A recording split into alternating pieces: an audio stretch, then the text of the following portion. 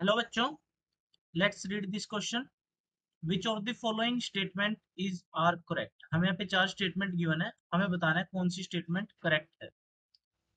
तो जिस क्वेश्चन का की कंसेप्ट है वो ऑप्शन टू ऑप्शन वेरी करेगा। तो अगर मैं ऑप्शन ए की बात करता हूँ तो ऑप्शन ए में लिखा हुआ है सिक्स, एंड हमें कंपाउंड गिवन है जो कि है platinum NH3 twice Cl2 is used as anti cancer species.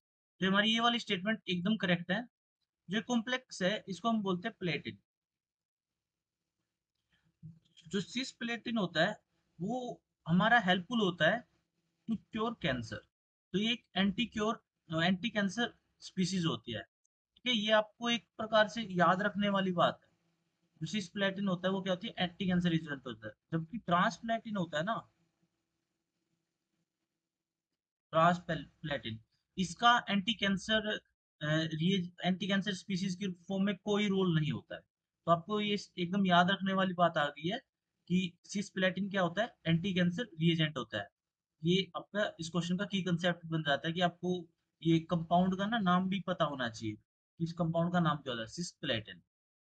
अगर मैं ऑप्शन बी की बात करता हूँ तो ऑप्शन बी में हमें दिया हुआ है carboxypeptidase A is an enzyme and contains zinc. So जिसका की कंसेप्ट है, आप की कंसेप्ट की तरह इसमें स्ट्रक्चर याद होना चाहिए आपको। जो कार्बोक्सी पेप्टेज होता है इसका स्ट्रक्चर क्या होता है, ये काम क्या करता है, आपको इसके बारे में नॉलेज होनी चाहिए। जो कार्बोक्सी पेप्टेज होता है उसका स्ट्रक्चर कुछ इस तरह होता है। यहाँ पे दो हिस्टीडीन मॉलिक्यूल होते हैं और एक ग्लूटामिक एसिड होता है। ये इसका कुछ स्ट्रक्चर होता है। और इसका फंक्शन होता है hydrolysis of CO2 molecule and dehydrolysis of dehydration of H2CO3। इसके फंक्शन होते हैं। मतलब CO2 का तो हाइड्रोलिसिस करेंगे तो क्या बन जाएगा, H2CO3। और H2CO3 का क्या करना, डिहाइड्रेशन करना। जब H2CO3 का डिहाइड्रेशन करेंगे तो वापस क्या मिल जाएगा हमें, CO। तो इस रिएक्शन को कंट्रोल करता है अपनी बॉडी में, वो होता है कार्बोक्सी पेप्टेज। तो हमारा सेकंड स्टेटमेंट भी एकदम ठीक है।